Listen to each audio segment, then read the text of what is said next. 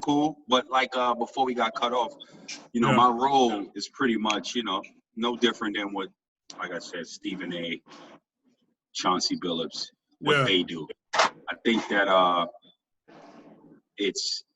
I'm grateful for this opportunity. This is my third season. I just finished. I started off initially with a 1-year contract, and then Yeah. I got a 2-year deal extension. Mm. So my contract is ending. So I just met with the powers that be, and everybody's happy with all that's how it's been. And I'm waiting right now to to get a new deal. But just grateful for this opportunity, man, because ultimately, like Butta said, everything earned, nothing given. Yeah. So I'm grateful for this specific opportunity because no one has had this opportunity before that I know internationally. Yeah. You know what I'm saying? Guys, when they're done in their respective professional league in America, whatever sport, they get the opportunity to talk about it on air if they're able to. Right. Right? Yeah, When they done, finish hooping, football, baseball, hockey, they going on air.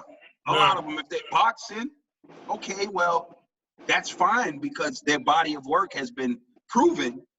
They have a fan base. They've had some sort of success on court, and they're able to articulate themselves and engage fans.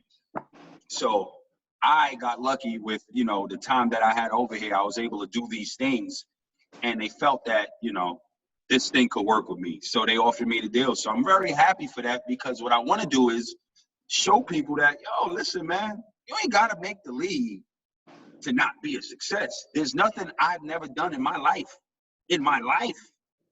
Only thing missing with me is just like a $50 to $80 million bank account. But I've done everything. I've done everything. There's nothing I have not done that I've not set myself out to do. I put myself in a lane by myself. Yeah. And all I want to do is continue to do is nurture it, build on it. So when I'm done with it and I move forward to something else, somebody else that played ball overseas, they will be confident enough in giving them a role that I've done because the guy that got the first opportunity with it killed it enough. We're going to get somebody else to do it when he's done because we have that much confidence after. That's my responsibility with this role. Facts. And that's called why I said street ball played the role in it that people don't even know is, do I have any experience behind the desk doing what I'm doing? No. Not everybody can talk about the game they played. Not everybody can coach the game that they played in. Right. And they were great players, right? We see Magic Johnson. He didn't even last the whole season. The great Magic. Now, why I say street ball played a huge part in this is because when I was getting those sneaker deals and every summer I had a camera crew with me documenting my summers, what did that do for me? It got me comfortable in front of a camera. That's crazy. Do you know how many people get nervous when that red dot is recorded? Because guess what? Anything I do or say can and will be held against me if I say so. I get fired on sight. I'm lying? That's fact. No, that's fact. That's big facts. I'm trying to tell you. Yeah. And I talk in front of this camera as if I'm talking off camera. You know what I'm saying? I made it to where it's comfortable. I want the conversation to feel like it's this, like we on the couch vibing. Yeah. Right. Why do I need it to make it any kind of way? Right. Outside of that, that's how you engage people who don't watch basketball like that. I don't worry about A-Butta. A-Butta's gonna watch the game. I don't worry about Corey. Corey's gonna watch the game. But how about the other fan who's may want to change the game and watch baseball or watch football? Those are the people I'm more interested in engaging with. A-Butta know the game. I don't need to engage with him as much as I need to engage with that other fan. Right. Get what I'm saying? He know it. I ain't got to tell him the ball went left, right, this crossover, and able to create space. He's been doing it, so I'm waiting. Now he'd be like, yo, what the fuck is he talking about? I know this shit. But it's not that. You know what I'm saying? So if you understand why I'm doing certain things when I'm doing certain things, why do I talk shit with Andrew Bogut? It's the easiest target to talk shit to. I know he gonna bite back. Yeah. Now we got action. Right. Now, when I got the action, that's what I want. Now I'm bringing you into my lane. Yeah. Now we got the whole country talking about who? Basketball is fourth in this country. Right. Okay? Right. You got rugby, you got AFL, you got fucking cricket. Boring ass fucking cricket. Then you got hoop. So how can you make national papers? How can the stories become national? Right. You don't make it a gimmick, but I might say something, you know, A-Butta's from Harlem, and, you know, I'm commentating games at Rucker. You know, he may not like something I say that's the truth. He's going to bite back on social media. Right. So now everybody's talking about it because it's coming out of a man that's a powerful voice. Right. As well as a great player. He got a powerful voice, so his voice going to travel. And next thing you know, me and him might go back and forth at it. Then I'll leave him alone for a couple months. And then he'll start talking shit to me. You get what I'm saying? And it's like, look at this. So we don't have that in this country. I got to bring this up because what's crazy is I put this together and I didn't put it together in my head until we already had it established. Something A-Butta did for the city was he put together that one-on-one thing at Gauchos. Yeah. And I think the first matchup was you destroyed Sap, right? Was that the first matchup? No, I lost to Sap. He destroyed me. Oh, okay, I'm done. So as I put this together, I'm like, hold on. These two played in that crazy game at Gauchos. Hey, buddy, you got to start. Tell me about how that came about. I got to know how that started. I mean, you know, Cam is my cousin, so, you know, Cam felt like he can't really – can you hear me? Yeah.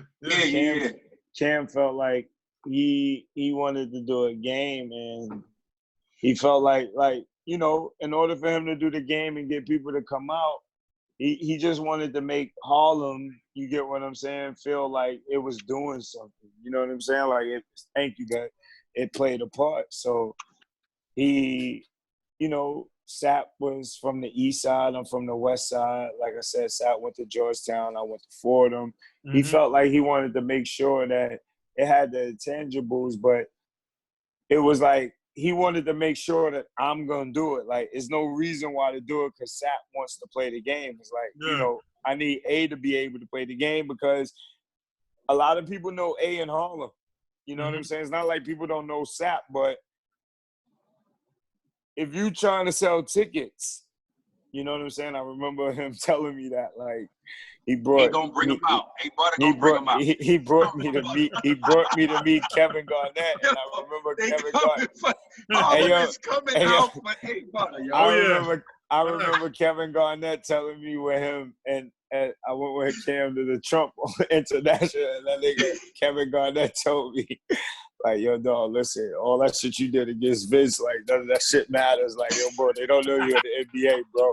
Like, they call me the big ticket. Like, I sell out arenas. So, like, I'm listening to this nigga tell me this, and it's like, I feel like, hey, yo, I ain't even gonna lie to you. Like, Cam could honestly, if y'all, like, he could speak on this. Like, that was the most humbling moment, like, when I came out of the room, like, Cam has ever seen, like, the 18-year-old, like, hey, yo, dog, you talk wild shit. You let this NBA nigga just take you in the room and talk like, but it was some real shit. It was just like, you know. PG, man. He sell tickets. You get what I'm saying? Like, yo, bro, I sell arenas. So, like, long story short, Cam always tried to make sure that something sold. You get what I'm saying? And that's what he was trying to tell me. Like, yo, hey, you don't got to do it because I know that you don't be playing ball. You know what I'm saying? My thing was, I was always good because I put the time in the gym. You get what I'm saying? Like, I was always in the gym. Gauchos was my home. Rucker Park was my home. Like, these were places that I worked out and played every day. You get what I'm saying? Like, my community knows that. So it was like, when you don't play basketball no more, I'm 33 years old. This kid is 26, 24 years old, which whatever he was. Long story short, Sap is FaceTiming me, letting me see that he's in the gym working out with a trainer. I'm smoking weed.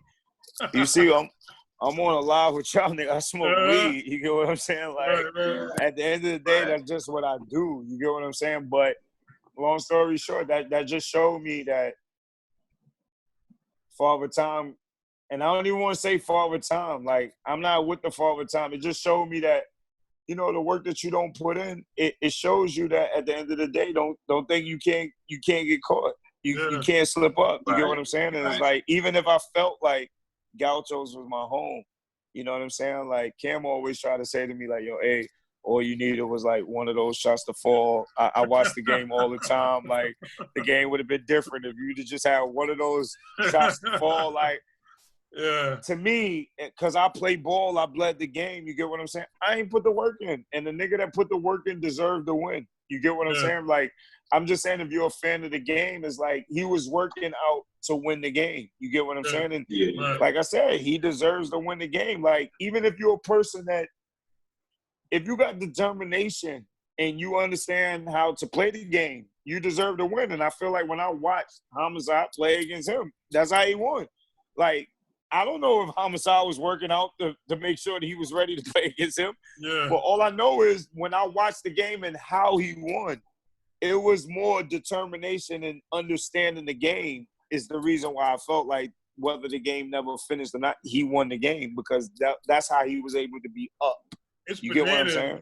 It's bananas how many people y'all got out and like the energy you put out there on social media for it. Like, I'm like, yo, this is a one-on-one game. This is a two Rucker street ball. I came up that's with. That's why I don't never let nobody. I don't never let nobody down talk street ball. You know, a lot of guys, you know, even still to this day, a lot of guys try to make it seem like you shouldn't speak that highly about Rucker or street ball. You know what I'm saying? Because you know, everybody feels like, you know, the NBA is the highest level. You get what I'm saying? Whether it comes to overseas, whether it comes to any of that. But my thing is, you name me another tournament that ever got nationally televised like Rucker.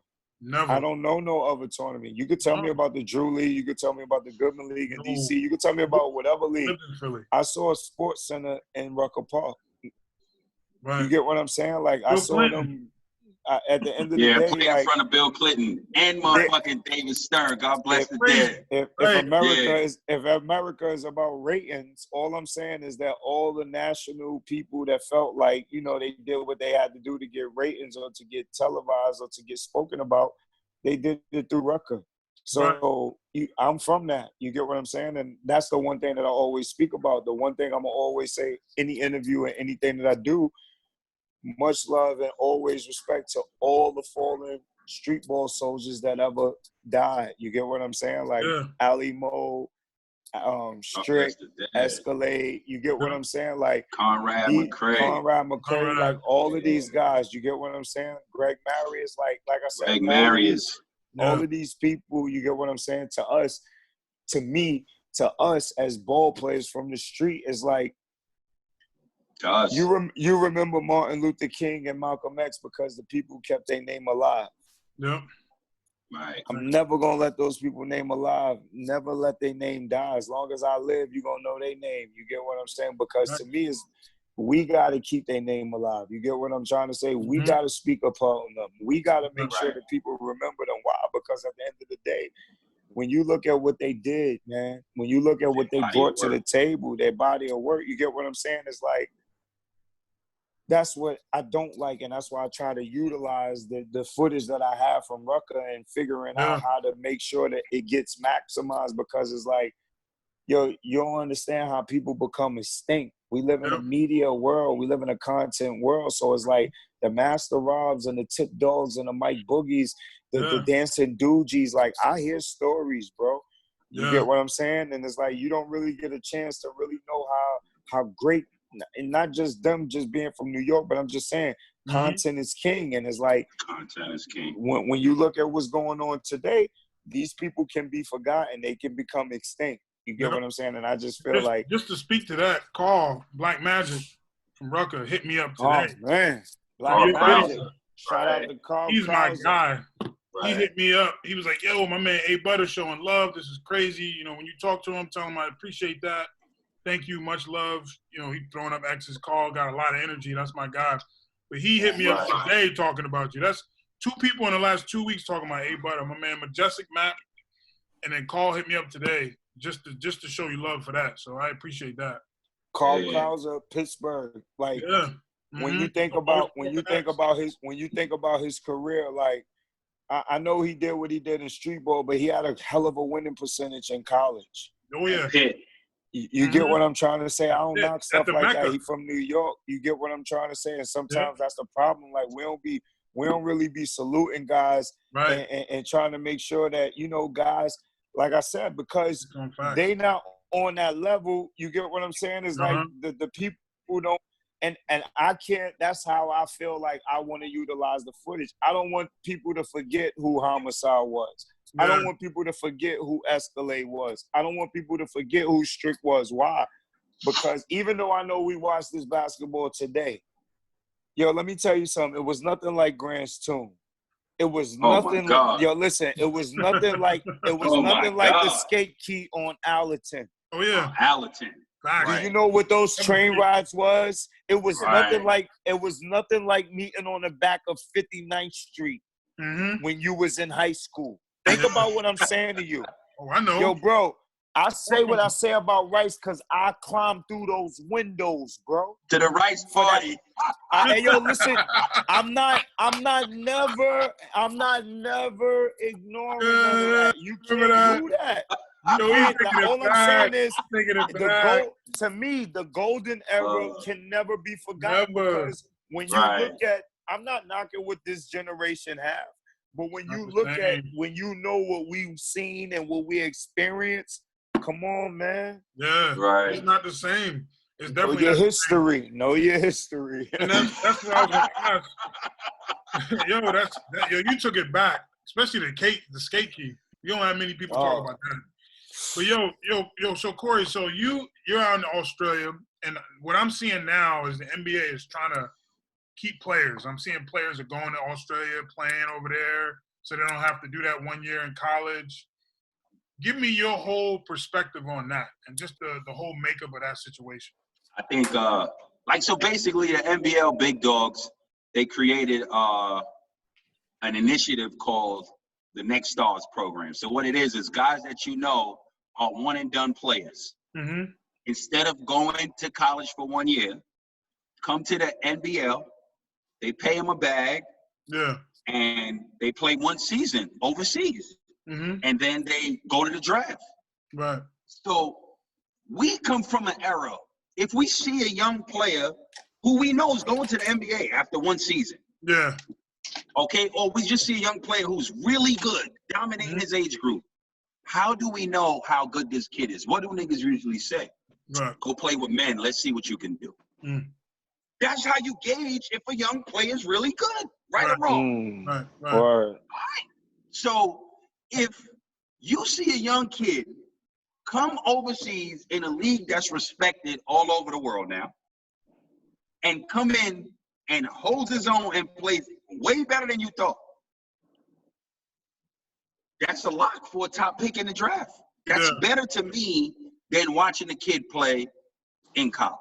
If he goes and plays in a pro league that's official and does well.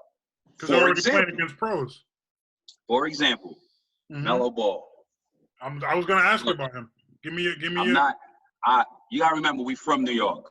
Yeah. If we don't see it with our own eyes, we ain't fucking believers. Before you say this, Corey, let me say this. Before you get into that, I'm going to just tell you where I'm at with it. I'm not impressed. He looks soft to me. His handle is wide to me. And I feel like I don't know how well he would translate. Now, today's NBA is a little different than our era. But you got to give me your perspective. I don't think you're going to get it better from anybody else. Here's my thing. We don't respect nobody unless we see them do it against somebody we actually respect. Right? All right. First game, he comes over. First preseason game, they play against the team that they back-to-back champs, right? They got an Australian Patrick Beverley type. You do 6-time defensive player of the year, 6-time champ. This team win championships. They play physical as hell. These is just like facts. Listen to him. You see, I'm paying attention. My G, you see, I'm paying attention. I'm just saying, he told you what he is. Stephen A. Mark Jackson. Right. You heard what he said, Chauncey. These is facts. He not bringing up no other shit. He bringing up the facts like he said. This is how he trying to reach you. Go ahead, Corey, because I'm listening. Patrick Beverly, I'm going where you going. Go ahead, 6-time. Go ahead. Everybody knows this whole Melo hype. The last thing any competitive defender does is take a night off on a guy where there's 50 NBA scouts in the gym on the ground for him. All right? Talk to me nice. Not only did Melo win the game, they won that game. They went to overtime and won. He had 19, 12 rebounds, 7 assists, 4 steals. No. How old is this kid? At the time, 16. No, that's Melo numbers. That's Melo ball numbers. All right, yo, bro, I'm just asking you a question. How old is this kid at that time? The Australian Patrick Beverly? No, Melo. No. How old is Melo? Oh, Melo had just turned 18. 18. This is a couple. No. What the fuck? What did you just say he had? He had 19, 12 rebounds, 7 assists, 4 steals, and they won in overtime, right? And he hit 4, I think he was like 4 for 9 from 3, right? Okay. So I saw right then and there the #1 pick in the draft. And let me tell you why I said that. I'm going to give you some more numbers and stuff. There's 40 NBA scouts in the gym. One NBA scout in the gym will get motherfuckers nervous. All right? 40 all for you. That's the #1. #2, this is the Patrick Beverly. This is the benchmark for any import point guard. Oh, you're doing good in the league. All right, let's see what you do against him. Then we'll really rate how good you actually are. Right. Because that's the hardest player to get off. At the end of the game, they were doubling him for him to not get the ball. Melo. They were doubling him. All right? Dude just turned 18. Yeah. A couple weeks before that. So at that point, I knew. I don't care whoever else he played against. He impressed me against this team. That's the #1 pick. Let's fast forward. This is with the lights on him. Right. Wow. 40 NBA scouts. That's what I heard. He knew that. He just broke that down to me with the lights was on this kid with that though. Wow. Any kid, anybody going from one level to a higher level, there has to be some sort of struggle. Right. Okay? Defensively, he ain't quick. You know what I'm saying? You gotta work on that. But see, his brother didn't know how to get into a defensive stance either, and he improved. He got better. And that is an effort area, my friend. That's effort. Right. All right? You never had to play defense. If your dad got your own AAU team, then you shooting 50 shots a game. Guess what? My offense is my defense. I'm so talented. If you score me, I'm going to score 4 more times on you. And it's AAU. This is normal.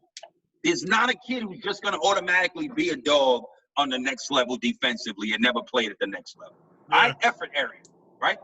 He needs to work on consistency from the 3 because he shoots the ball like his brother. They shoot weird. Yeah, right? I don't understand the whole mechanics thing with them. I don't get it. That's effort where you can change your mechanics, right? Yeah. Just showing the ability and willingness to put the work in. Right. That'll get you over the hump, okay? Because guess what? That motherfucker's just letting it go from wherever. So it ain't a confidence thing. Yeah. You know what I mean? You'd rather him shoot. Ben Simmons don't shoot at all. All right? Yeah. That's a confidence thing. This ain't that. Okay? Cool. They don't rip him. I don't care how that ball handling look. You ain't robbing him. 6-7 point, penny type. Okay. Can get to the back, right? He needs to get stronger. This nigga's eating weights right now. He's in the weight room right now. Yeah. So again, the efforts where he needs to work on, he's working on. Okay. He averaged 17, 7, and 7. All right? I'm going to say that again. Yeah. Young man averaged 17 a game, 7 assists, 7 rebounds. There's imports that don't average that. Yeah. seasoned players. His last 2 games in the NBL, triple doubles. Guess how many players in the history of the NBL had back-to-back triple doubles? Nobody. He's the first one. 18 years old, back-to-back triple doubles. His first triple double, he had 32 points, 12 rebounds, 13 assists. You know who he did it against? And he won in overtime. You know who he did it against? That's crazy. Scott Machado. Scott Machado just finished last season with the Lakers. That. Yeah. Legitimate, bro. Okay, yeah. You know how many times they played against Scott Machado? 4 times last season that just finished. You know how many times Melo beat Scott Machado? 3 times. You know why? I'm going to tell you why. He was with the Lakers facility practicing when Lonzo was there. He's comfortable playing against Machado, who's a fucking pro. Guess how many other point guards that played in the NBL last year, finished last year with the Lakers in the NBA? None. He knew what time it was when he saw Machado. I know everybody else I ain't worried about. They ain't in the league. You was in the league last year, and I know you. I'm going to go at you. Every time he played against Machado, he outplayed him. And granted, the triple-double he had versus Machado, Machado had 22 and 14 assists. That game was crazy. Guess who they was in front of? They was in front of Jordan's GM. I forgot his name. His but, brother, Kupchak, Nick Kupchak, right? Nick Kupchak. Again, who'd he do it in front of? A fucking NBA scout. I'm telling you, this kid is no joke. I'm telling you. I'm telling you. I'm telling you. Listen, all the questions I had have been answered. Now I don't have no doubt because my man I'm telling you. told me. I'm telling you. For a while, I'm like, I don't know about this kid. I'm telling you. Strong. I'm only seeing highlights. I'm telling you, man. That's all I needed to hear, fam. All I'm telling you is this. 17-7-7. His team finished in dead last, and it wasn't because of him. He had a young team with babies that if they had open looks, they couldn't knock it down. I mean, they finished last. You know what I mean? The team struggled.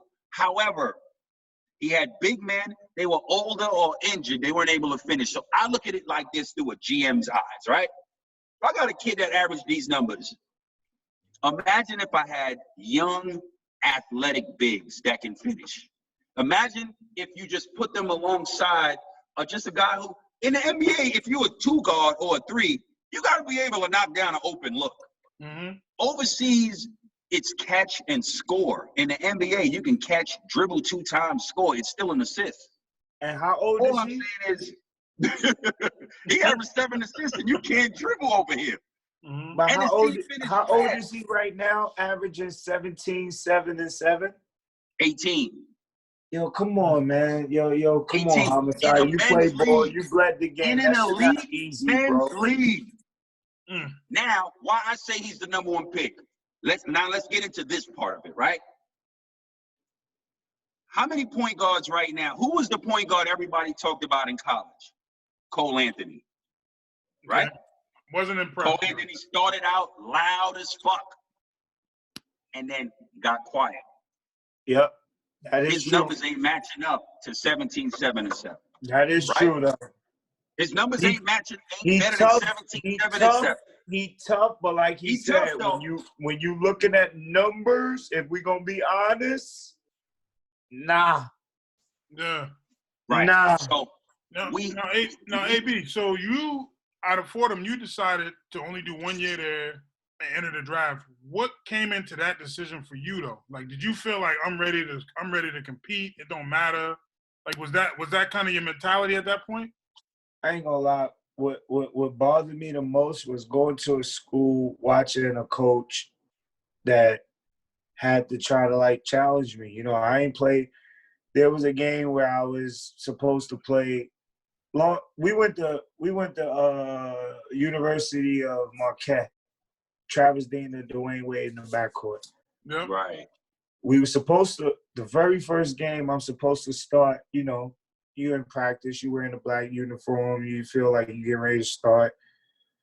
We supposed to play against Paul McPherson and DePaul. Bob Hill I remember doesn't him. play. Bob Hill doesn't coach because he has to get surgery on his back, whatever, long story short. he has them tell me in the locker room that I'm coming off the bench. I kind of like was mad because I know in practice I was starting the team. He tried to the way they said it. Long story short, the next game we play against Marquette, I'm still a little bothered that I'm not starting. Long story short, after that game in Cincinnati, I was bothered by that because I felt like I had a lot of turnovers during that game. I quit. So I hear the announcers because I'm getting into like where it went. I hear the announcers on the TV when we played against St. John's.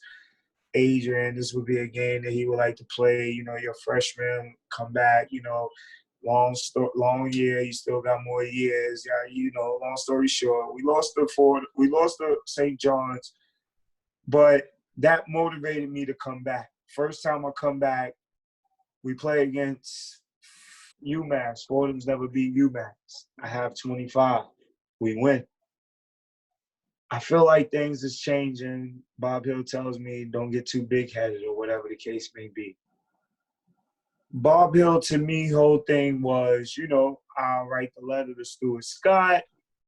Not Stuart Scott, excuse me. Something Stu. He was like the player development. Stu Jackson. He was the player development coach at that time. He wanted to write the letter to him. The only thing that I'm bothered about, because at that time, like I said, I just came from Rucker. I'm playing against NBA players. I'm playing against people that I feel like overseas, NBA, McDonald All-Americans, D1. I could compete with them, so I know I could play with them. All I need to do is go to a camp or get an agent and get workouts. I know I'll be able to, you know, showcase my talent. Long story short, I never got that. The only thing that bothered me was that he never told me to reinstate myself back into college.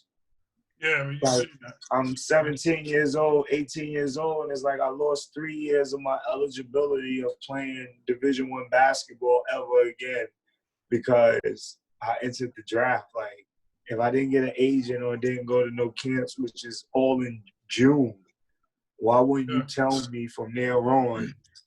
You get what I'm saying? But it was because he felt like I wasn't coming back to Florida. So he didn't think you were going to come back regardless. Yeah, and that was the thing. It's like, you know, I mean, this is just my opinion, bro. Now that I'm older, it's like when you sign, if you're not doing what that coach wants you to do that's going to help them and make them look a certain way, he has the opportunity to say, I could fuck your life up. And if I'm looking at, like I said, you know, there'll always be witnesses, you know what I'm saying? Like I said, Jeff McMillan, Steve Canal, I'll always bring their name up because they was there. They witnessed this stuff. When you hear a coach say, yo, I'm going to still have my Benz, I'm going to still have my bank account, I'm going to still have my big house. This is a white man, bro. Like, when he talking like that, it's like, if you don't want to listen. He said those things to you? I wouldn't say the same words. Like, you gotta understand, I'm not saying I'm traumatized, nigga, but why you think I always put my hashtag is Butta Never Forgets? I got the mind of an elephant, bro. Mm-hmm. I don't forget shit. You get what I'm trying to say? Like, so it's things. Smush Parker cried in front of the whole Fordham team. He felt like we didn't like him. These are things that I just won't forget. You get what I'm trying to say? Yeah. Like, I'm not trying to play him or nothing. I'm just saying that I just don't forget nothing. You get what I'm trying to say? So it's like, yo, bro, it bothered me that because I didn't do or move the way that he felt like as a signed player should have did, I could fuck your life up, or I will allow you to fuck your own life up. Yeah. And, you know, for someone that I felt like came from the NBA, that you come into college and your goal should be to help kids in a looked at as a academic school, you know, become good when it comes to athletics, you will want to see them progress. And like I said, me being from New York and being spoke about coming from Rucker and how I was talked about in New York, it was like, he ain't really helped me progress the way, but I'm older now. You get what I'm saying? There are a lot of choices that I didn't make for myself, and that's why, you know, I coach high school basketball and I try to help the next generation on stuff like that. It's like, you got to learn to have control over yourself and make better choices for yourself, even though you're giving that power to a coach or to a trainer or to whoever. Like, as athletes, we give that to them because we want to feel like someone's helping us get to the next level, get better. You get what I'm saying? But sometimes you got to realize that you never know no one's motive, bro. Even though you may think people got the best motive, you never know no one's motive. And from my history, you get what I'm saying? I'm not saying that's going to happen to the next generation. I just want to prepare them for it. That's admirable. You know That's admirable, man, you know, because knowledge is power. At the end of the day, you know, if there was an A-Butta while you were at your 16th